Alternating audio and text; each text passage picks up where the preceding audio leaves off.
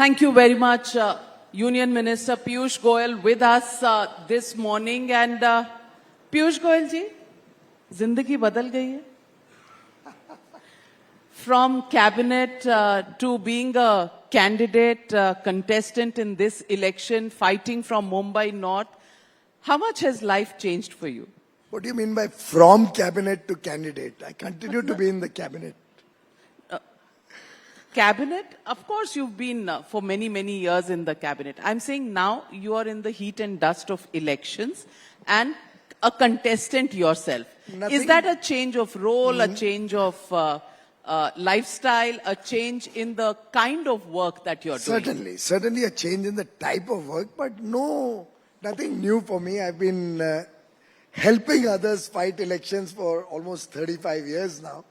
So it's just great fun that you're doing it for yourself. And remembering all the great times you've had campaigning, going around, let's say running Advani ji's campaign in 1989 in New Delhi when he contested for the first time in his life. And I remember we used to mount a gun, somewhat similar to this boom there. And we made a toy gun, which was a replica of a Bofors tank. And हम सब जगह जाके truck में नारे लगाते थे, खाली खाली खाली तोप दलाली. So I'm reminded of all those good old days. We used to go to every home in Bappa Nagar, Kaka Nagar, campaigning for Advani ji, and I'm doing the same now for myself. You've been a Mumbaikar for all your life. So, Mumbaikar, seat in North Mumbai, how is the challenge, and has electioneering, आपने 1989 की बात कही, तब से अब तक campaigning के styles में कितना फर्क आया? मुझे लगता है with the advent of television in a big way, social media playing an increasingly important role, and there's the animal in the room which we have yet to experience, artificial intelligence and deep fakes, which would also be a matter of concern. And I do hope friends in the media are going to be very conscious and cautious about this concern. Clearly, there is a huge change from the past till now. In 89, we used to write voter slips. They are all computerized now. 89, the method was more based on pamphlets. Now political wars are fought on social media. However, there's a lot of similarity also. The people-to-people connect remains unchanged. The door-to-door campaign is the most effective way to reach out to your constituents.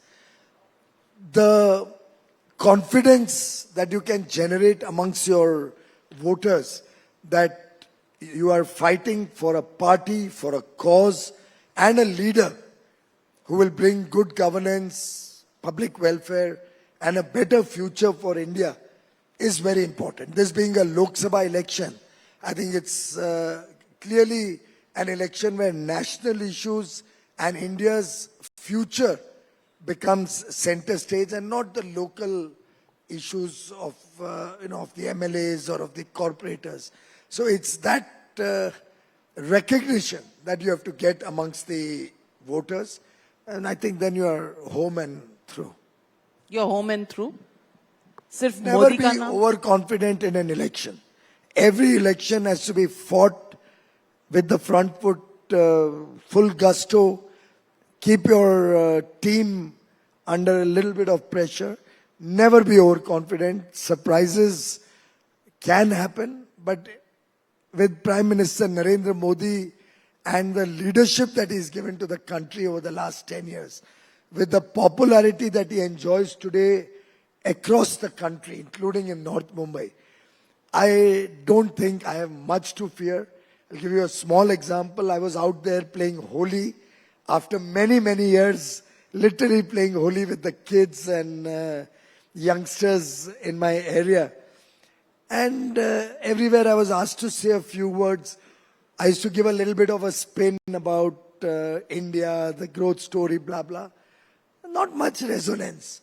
And then I would just say, Modi hai to And there the whole crowd would burst out, Mumkin hai. I would say, ab ki baar, the whole youngsters would be screaming 400 bar. If I would say Jai Shri Ram, the whole crowd was doubly in gusto, arms in the air. All youngsters, Jai Shri Ram. So there are a lot of similarities, a lot of newness.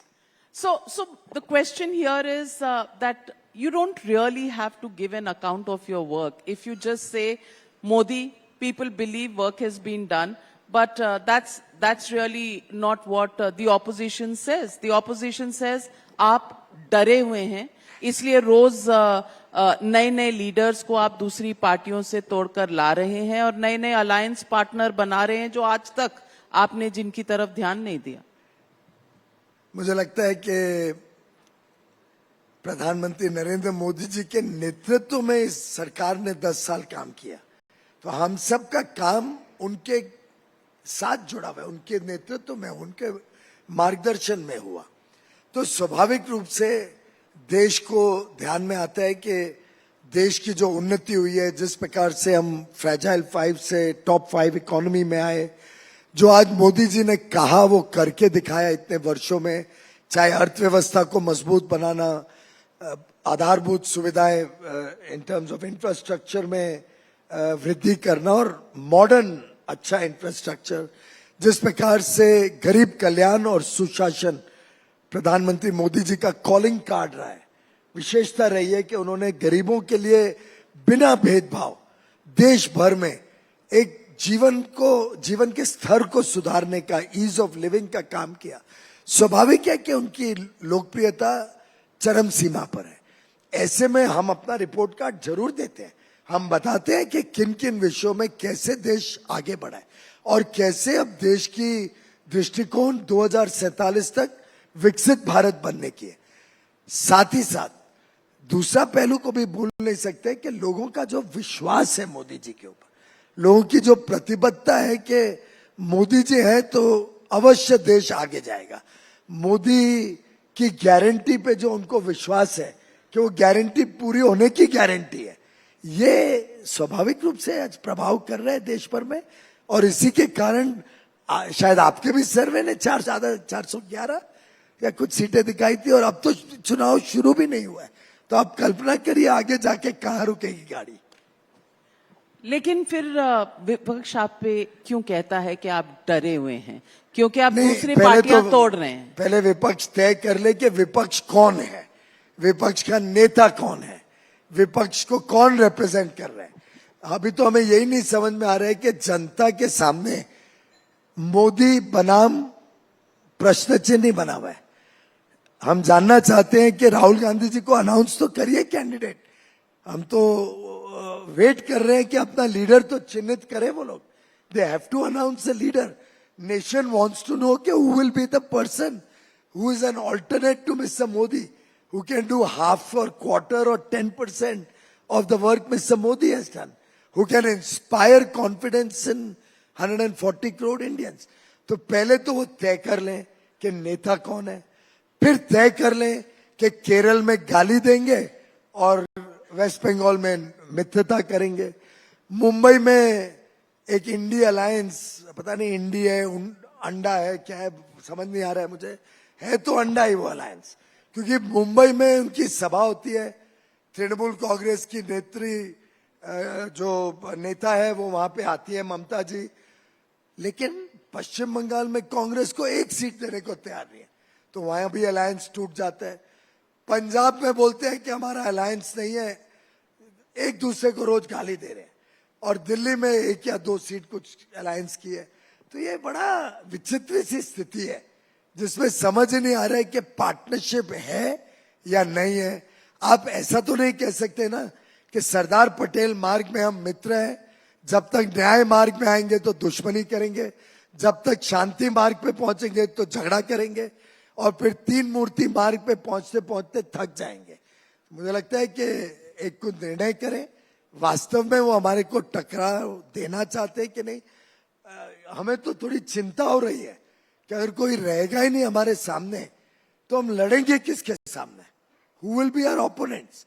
और रही बात लोग छोड़ के उनकी party आ रहे हैं, अब अभी अभी उनका आम आदमी पार्टी का एक एमपी चूज हुआ था जालंधर के बाई इलेक्शन में, कितने 6-8 महीने पहले, 6-8 महीने पहले उनका कैंडिडेट जो एमपी चुनाव जीतता है, अगर उसको भी फ्रस्ट्रेशन आ जाती है 6 महीने में ही उनको समझ में आ जाता है कि भाई ये पार्टी भ्रष्टाचारी है, ये पार्टी में पता नहीं कितने घोटाले चल रहे हैं, कभी लिकर स्कैम, कभी हेल्थ का स्कैम, मोहल्ला क्लिनिक स्कैम, कभी स्कूलों का स्कैम।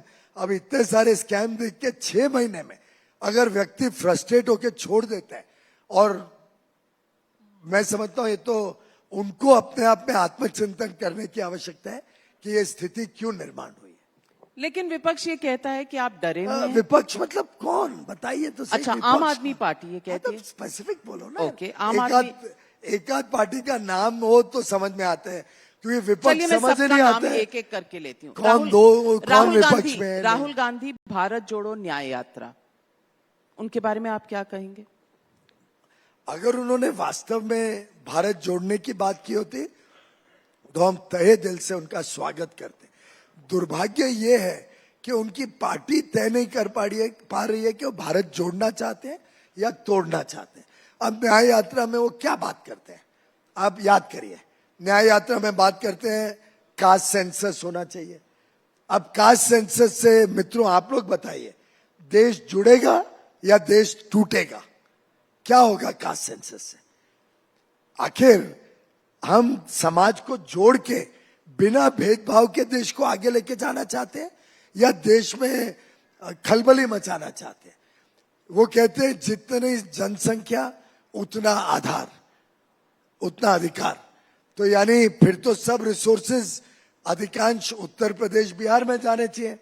दूसरी तरफ उनके एक उप मुख्यमंत्री डेप्यूटी चीफ मिनिस्टर का भाई जो स्वयं मेंबर ऑफ पार्लियामेंट है, वो एक बयान देता है कि भाई दक्षिणी प्रदेश से जितना टैक्स आते हैं वो पूरा हमारे पास आना चाहिए, और नहीं आएगा तो हम दक्षिणी राज्यों को सोचना पड़ेगा कि हम भारत से अलग हो जाए। ये नॉर्थ साउथ डिवाइड कौन क्रिएट कर रहा है? राहुल गांधी जी के चुने हुए चाहते नेता। तो अब उनको वक्तव्य देने से भारत जोड़ो नहीं होता है। अपने व्यवहार में, अपने काम में और अपनी सोच में जब तक वो भारत जोड़ने की बात नहीं करेंगे और काम नहीं करेंगे, जब तक वो पहले अपने अलायंस को नहीं जोड़ेंगे। अभी महाराष्ट्र में अलायंस बन रहा था, एक तो पार्टी निकल के चली गई, बहुजन क्या है वो, प्रकाश आंबेडकर जी की पार्टी, उसने तो छोड़ ही दिया उनका दामन। आज सुबह में टाइम्स नाउ में देख रहा था, बड़े झगड़े चल रहे हैं आपस में, आप लोग भी इंटरव्यू कर रहे थे उनके नेताओं के। संजय निरुपम जी कह रहे हैं कि अलायंस तोड़ देना चाहिए, कुछ लोग उम्मीद में बैठे हैं अभी भी अलायंस हो जाएगा। तो इतने बुरे हाल में है हमें देखो, अलायंस होता है हमारी शर्तों पे, सौगातपूर्ण तरीके से होता है तो होता है, नहीं होता है तो हम स्पष्टीकरण कर देते हैं। हम महीनों दिनों तक कोई लल्लो चप्पो नहीं करते हैं किसी की, और ऐसा नहीं करते हैं कि दिल्ली में अलायंस और पंजाब में टूटा। हमारी मित्रता है तो देश भर की है, राष्ट्र हित में है। अगर आपको हमारी मित्रता नहीं चाहिए, so be it, we are not worried about it. Then why are you using your real alliance partners, ED and CBI, against the opposition leaders? आपके real alliance तो उनके साथ देखिए नाविका जी, देश को हमें भ्रष्टाचार मुक्त बनाना है, उनको भ्रष्टाचार को बचाना है, हमको भ्रष्टाचार को मिटाना है। अब वो लोग तय कर लें कि वो जो भी गलत कारनामे किए हैं उसका भुगतान तो करना ही पड़ेगा ना। And the law catches up with you, and law is catching up with people who have done irregularities. तो मुझे लगता है ये बार बार बोलने से कोई भारत की जनता इनके बहकावे में नहीं आएगी। मैंने सब कोलगेट की फाइल्स देखी हैं जब मैं कोल मिनिस्टर था, रात को नींद नहीं आए ऐसे निर्णय कांग्रेस की सरकार ने लिए, और पार्टनर्स तो वही थे, तब भी वही थे, आज भी वही हैं। उल्टे तब ज्यादा कोहेसिव थे, आज तो आधे अधूरे हैं। लेकिन वो फाइलें अगर आप देखो, आप आरटीआई करके निकालिए, steering committee 35, 36, 37 coal block allocation की, आप हैरान होंगे, एक एप्लीकेंट है कोयले के ब्लॉक का, वो एप्लीकेंट सब झूठे दस्तावेज देता है, झूठी जानकारियां लिखते हैं एप्लीकेशन में अपने आप को एलिजिबल बनाने को। वो राज्य सरकार के पास जाती है, राज्य सरकार बोलती है इनको नहीं दीजिए कोल ब्लॉक, और किसी को ज्यादा अच्छा कैंडिडेट या ज्यादा अच्छा पावर प्लांट है जिसको मिलना चाहिए कोल ब्लॉक। लाइन मिनिस्ट्री के पास जाती है, बोलती है नहीं ये तीसरे को देना चाहिए। और स्टीयरिंग कमेटी में कोई चर्चा नहीं है, कोई रिकॉर्डेड डायरेक्ट डिस्कशन नहीं है, कोई स्पीकिंग ऑर्डर नहीं है कि कारण नहीं है क्यों किसी को सिलेक्ट किया।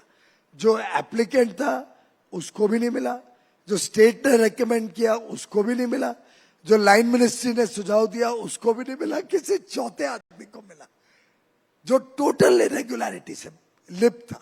लेकिन कोई नेता ऐसे सब जेल नहीं कारनामे गए। करेंगे, लेकिन कोई कांग्रेस का नेता जेल नहीं नाविका गया। जी ऐसे कारनामे करेंगे। देखिए कानून की व्यवस्था भारत में समय लगता ही है, हम सब जानते हैं। आप अगली बार जब माननीय चीफ जस्टिस जी आएंगे तो उनसे आप इस विषय में भी चर्चा कर लेना, पर उस विषय में हम तो कोई दखल अंदाजी कर नहीं सकते। तो कानून तेज गति से हो, खासतौर पे एमपी एमएलए के केसेस तेजी से हो, ये तो देश के निर्णय था और शायद सुप्रीम कोर्ट ने भी ऑर्डर दिया था। तो अगर ईडी सीबीआई अपना काम कर रहे हैं तो स्वतंत्र ऑर्गेनाइजेशन है और अपने मैंडेट को फुलफिल कर रहे हैं। अगर ये लोग डर रहे हैं कोई, तो दिल में जरूर कोई चोट है जिसकी वजह से डर रहे हैं। चोट और खोट दोनों ही है। So let me ask you this. The charge against your government is that you run a washing machine. Anybody who has any cases against them can join your party. My question to you is not the washing machine question. My question to you is, if Mr. Kejriwal wants to join BJP, what will you do? Will his cases go away? नहीं, पहली बात तो ये charge बेबुनियाद है। It's totally irresponsible and uncalled for. All the cases on anybody are going through their due course, and there will be nobody who will be spared from the due process of law. The courts will decide, the investigative agencies will do their work. There's no question of any pardon for anybody who has done wrong. Point one.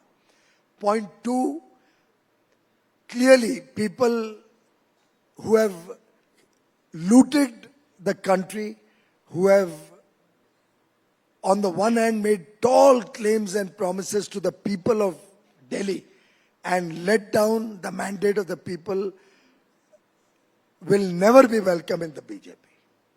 Ashok Chavan, welcomed by the BJP. Well, 2013 थोड़ा याद कर लीजिए. Ashok Chavan's cases continue to go on. If he is found guilty, and he has said it himself, he will have to face the consequences.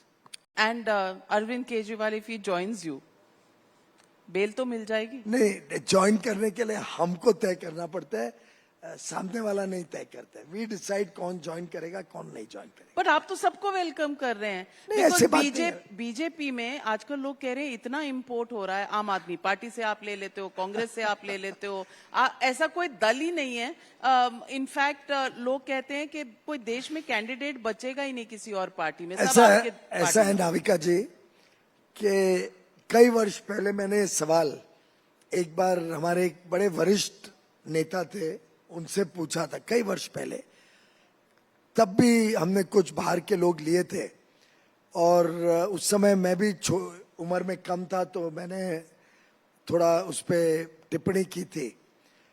तब मुझे ये बताया गया था, और that rings in my mind even today, कि हमें सारे समाज को साथ में लेके चलना है, समाज के हर वर्ग को वेलकम करना है, समाज के अलग अलग लोग जुड़े जिससे पार्टी का भी विस्तार हो, पार्टी की एक्सेप्टेबिलिटी विनेबिलिटी भी बढ़े, तब जाके हम देश की सेवा कर पाएंगे, देश के लिए कुछ अच्छा करने में सफल होंगे।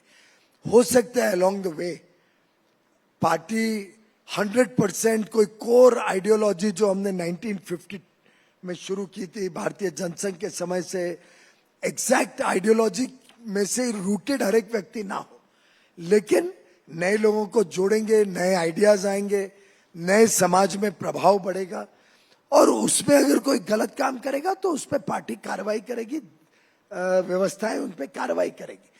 हम सर्टिफिकेट देने नहीं बैठे हैं किसी को, गुड और बैड. एक बेसिक स्क्रीनिंग जरूर करते हैं, और बेसिक स्क्रीनिंग में अगर लगता है कि the person can be taken and we accept people, but clearly with the understanding that there are no assurances. If at all any case is pending, anything is in process, the law will take its own course. Basic screening आप करते हैं तो pending CBI cases do not show up and blip in your basic screening. So everything is screened and finally a decision is taken based on the data that is put up. But these are people your party has said have, done corruption, have taken away the rights. And when they land up in your party, tell me, isn't it ironical? Why should people of India believe that you are really out to clean corruption? Because these people find their way.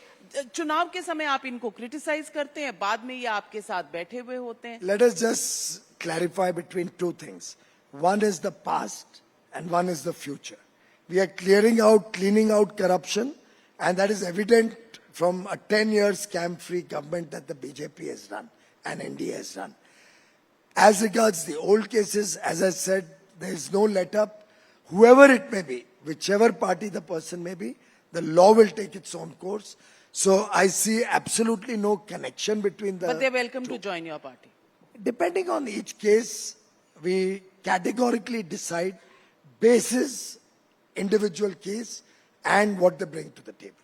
So the question really goes from here to the alliances that you are trying to make, BJD, Akali Dal. पहले तो आप इनसे दूर हो जाते हैं, चुनाव का वक्त आता है आप इनके साथ हो जाते हैं.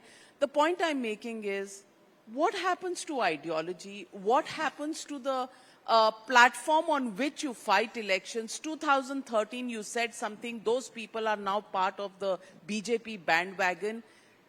Are we diluting ideology? I think the basic ideology of the BJP is so strong that, or of the Jan Sangh originally, and our larger family is so strong that nobody can ever dilute it. Main leadership is completely rooted in our ideology. People like me have grown up from childhood steeped in that ideology. So that ideology is very, very powerful, and it can absorb a lot of people coming from outside the ideology. हम उनको हमारे रंग में ढल देंगे, हमें उनका रंग कभी नहीं चढ़ सकता. तो राहुल गांधी ज्वाइन कर सकते हैं? We are looking for people of substance. We are looking for people who bring value to the party, who add winnability to the party, who come with ideas, who come with a vision for the country, who talk about the unity and integrity of the country. I suspect he will not fit this bill. Kejriwal? Probably a tad less than the first name. तो मतलब you're selective. We don't want divisive forces or forces who are really not looking at the best interests of India in our party. But that certification you do. We assess each individual and take that. Let me ask you, Mr. Piyush Goyal, 370 seats is the target stated by the Prime Minister for the BJP alone.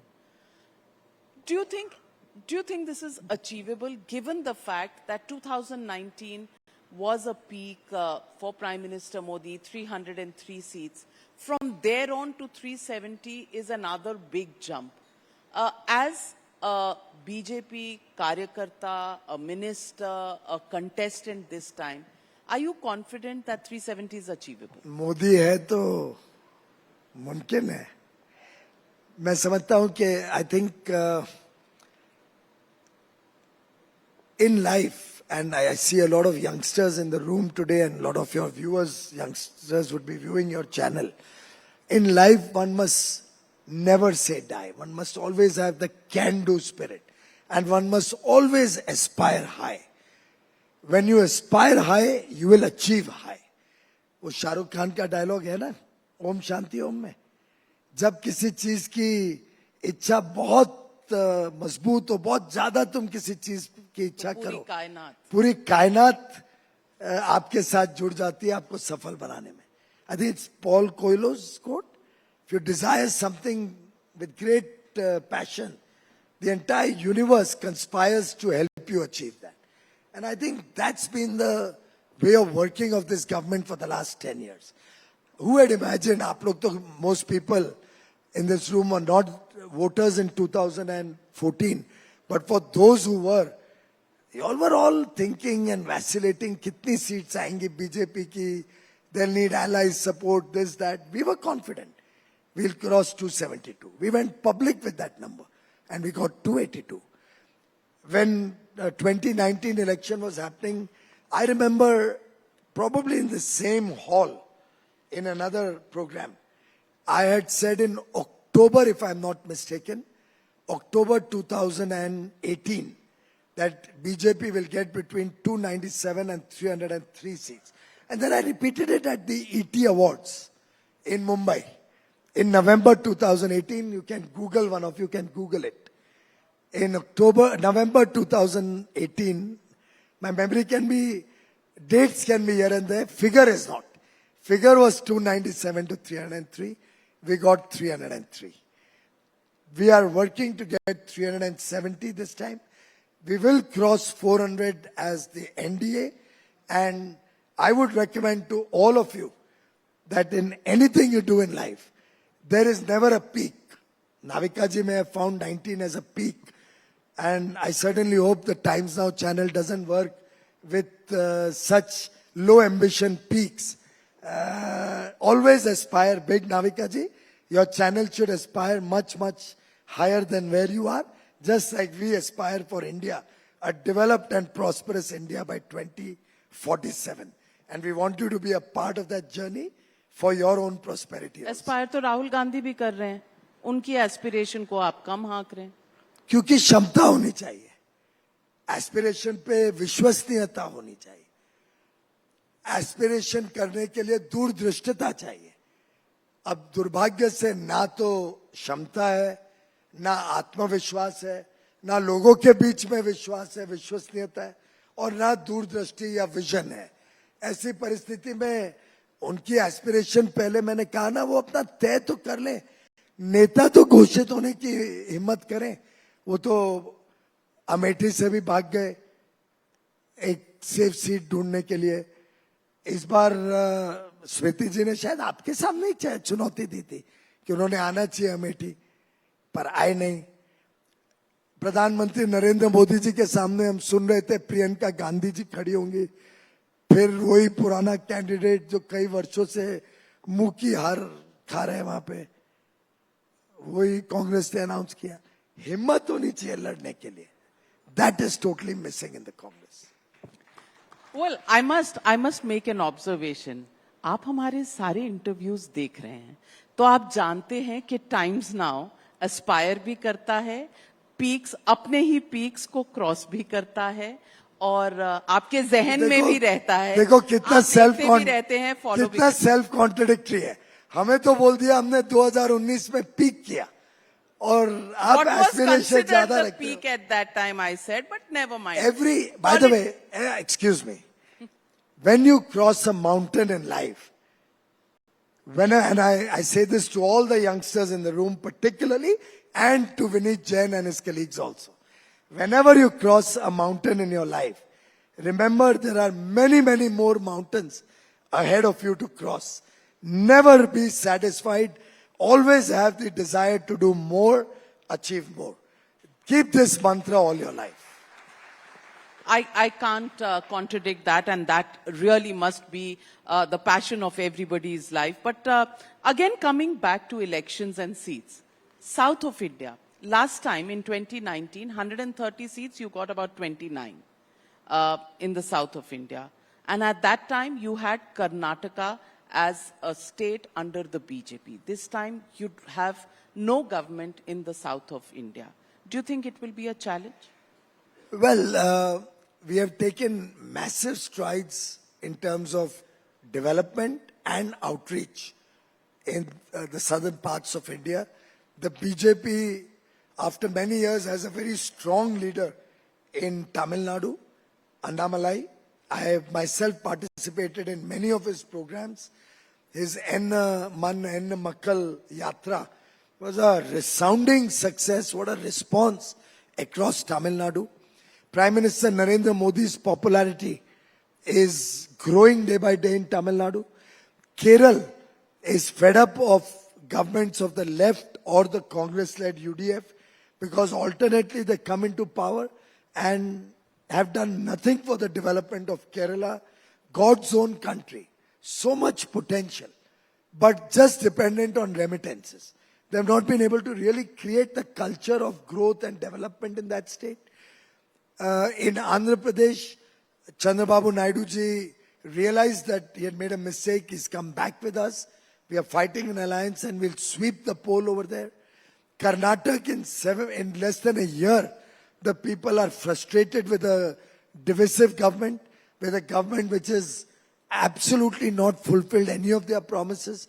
So I see a resurgence in South India for the BJP in the coming election. Northeast is going to be a full, complete sweep for BJP and NDA. UP, we won 64 out of 80 seats last time. 80. 64 out of 80. This time around, we will be not less than 78. Some people tell me you may actually go right up to 80. So the aspirations and our effort is really strong across the country. We will all collectively wait for the 4th of June and you'll see the results which will really satisfy and gladden the hearts of 140 crore Indians. Bengal? Bengal, Nishit Pramanik, our senior leader and minister from Bengal, and I were chatting yesterday. And he said, we were 18 last time. This time, at the very least, we will go somewhere between 25 and 30. But given the mood on the ground there and the sentiment of the people, the kind of anger against a corrupt, insensitive government, also a government which over the last few years has been totally anti-development of that state. He said we won't be surprised if we can go even above up to 35. So I think Bengal is going to be a big surprise. The Honorable Prime Minister spoke to our candidate from the constituency where Sandesh Kali is. And I tell you, the mood of the nation, the mood of the West Bengal people, particularly the women, is such that ek tarfa BJP ki taraf झुकाव होने वाला है. And for that matter, wherever I go, the youth and the women are completely standing stoically and solidly behind Mr. Modi. Wherever I've gone, महिलाओं में और युवाओं में प्रधानमंत्री नरेंद्र मोदी जी के लिए जो स्नेह है, जो विश्वास है, जिस प्रकार का उनके अंदर डिजायर है, एक एस्पिरेशन है अच्छे भविष्य के लिए, उनको पता है कि मोदी ही उनके भविष्य को संवार सकता है. Electoral bonds. You think the decision of the courts has put the BJP on the कल back आपने foot? बहुत उसके ऊपर निर्मला जी से बात कर ली, उसमें और आप क्या ऐड करना चाहते हैं? Ladies and gentlemen, a big round of applause because the Times Now summit has been followed in detail by Minister Piyush Goyal. But honestly, you've been the treasurer of the party. And I am not. Mr. Rajesh Agarwal is. I said you've been In the past. in the past. I want to ask you, money power in elections. Is it still a force that requires debate? Because yesterday the finance minister, and you must have seen that interview, she said she still, after being the finance minister, does not have enough funds to contest a Lok Sabha election. Money power really doesn't play any role in elections. We have fought elections with nothing, no resources at all also, and we have won. Unfortunately, the state of Tamil Nadu and the state of Andhra Pradesh, they have over the years seen a lot of irregularities in electoral politics. We are keen that we get an opportunity to come into government in these states and change the way of fighting an election, make it more driven by policy, driven by performance, and possibly that is what was being alluded to. I personally think money power doesn't determine either the success or failure of a party or a candidate. It will always be good governance. It will always be public welfare. It will always be the hope and aspiration of in the people of India, which will determine success. And today, that aspiration of 140 crore Bharatvasis is behind Prime Minister Narendra Modi. So let me get on to a rapid fire round with you. And let me ask you, who amongst the current day politicians do you admire the most?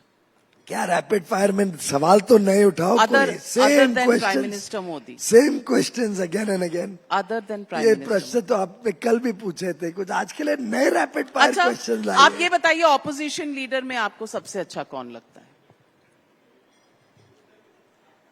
Good question अब Thank God I passed. It is like asking कि जब आप रामायण देखते हो तो आपको रावण ज्यादा बुरा लगता है या आपको शूर्पणखा ज्यादा बुरी लगती है? ये तो उस प्रकार का क्वेश्चन हो गया. रावण कौन, शूर्पणखा कौन? नहीं मुझे नहीं मालूम. आई डोंट नो कौन क्या. मैं तो एक एनालॉजी ले रहा हूं कि जब हम रामायण देखते हैं तो बुरा बुरा ही होता है, गलत गलत ही होता है, अच्छा अच्छा ही होता है. तो हमारे सामने और देश के सामने तो आज ये चुनौती है कि वो अच्छे और बुरे के बीच में आकलन कर ले. अभी अभी होली मनाई है हम सब ने. होली क्या है? होली तो सच्चाई की विजय बुराई के ऊपर है. होली का दहन करते हैं, यू आर अवेयर ना. होली के प्रीवियस नाइट हम होली जलाते हैं और उसमें सब बुराई को, सब गलत चीजों को जला के राख कर देते हैं और अगले दिन रंगों से खेलते हैं आपस में, हर्ष और उल्लास से भविष्य की तरफ देखते हैं. शिव जयंती है, छत्रपति शिवाजी महाराज जी की आज जयंती है. वो व्यक्ति थे जिन्होंने देश को पहली बार एक भारतवर्ष के रूप में पूरा लड़ाई लड़के जीता था और भारत की स्थापना की थी. वो व्यक्ति है जिसने भारत की सुरक्षा को प्राथमिकता दी थी. फोर्ट्स बनाए थे, आपको ध्यान हो, लोहागढ़, रायगढ़, सब फोर्ट्स बनाए.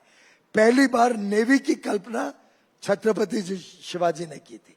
तो आज इतने शुभ दिन पे देश की सुरक्षा अच्छी हो, देश में गरीबों का कल्याण हो, देश में युवा युवतियों को अच्छे अवसर मिले, देश में महिलाओं का सम्मान हो, इन चीजों की चिंता चल रही है. वो प्रधानमंत्री मोदी जी एड्रेस करने में लगे हुए हैं.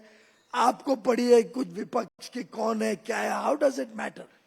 Doesn't matter. वो भी तो इस देश के सिटीजन हैं. आप सत्ता में हैं पर आप सत्ता में क्या सबको एक- रिप्रेजेंट कर रहे हैं. एक और विषय है कि कभी भी अच्छाई और बुराई को मुझे लगता है when you are tolerating something wrong, ये नहीं सोचना चाहिए 10% खराब है इससे चलेगा, ये 100% खराब है नहीं चलेगा. मेरे ख्याल से जो गलत काम हो रहे हैं, मोदी जी ने बीड़ा उठाया कि मुझे इसको समाप्त करना है. I want to make sure that all of this negativity ends in the country. देश एक हो. आपने वो 5 प्रण सुने होंगे ना. On 15th August 2022 when the country was celebrating 75 years of independence, what did the Prime Minister offer to 140 crore Indians? 5 प्रण. और 5 प्रण में क्या कहा? देश को विकसित भारत बनाना है 2047 तक. वो मार्ग प्रशस्त करने के लिए हमें अपनी गुलामी की मानसिकता को खत्म करना है. end the colonial mindset of the people, learn lessons from history. हमारी इतिहास में, हमारी परंपराओं में, हमारे अतीत में बहुत कुछ है हमें सीखने के लिए. उसके आधार पे देश बनाएंगे.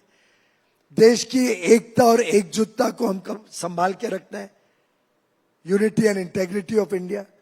और 140 करोड़ लोगों को कर्तव्य भावना से सबको मिलके एक कड़ी में हम सब जब मिल जाएंगे, तब भारत को विश्व शक्ति बनाने से कोई दुनिया की ताकत रोक नहीं पाएगी. और उसमें 2 एडजंक्ट्स भी दिए थे. एक, भ्रष्टाचार मुक्त करना है भारत को. दूसरा, नारी शक्ति का सम्मान करना है. ये 2 जोड़ दो और 5 प्रण देशवासी एक्सेप्ट कर लें, तो ये जो अमृत काल है, इसमें भारत अवश्य विकसित बनेगा. India will be a developed and prosperous nation. India is unstoppable. Thank you. ये रैपिड फायर आपने मेरे ऊपर कर दिया.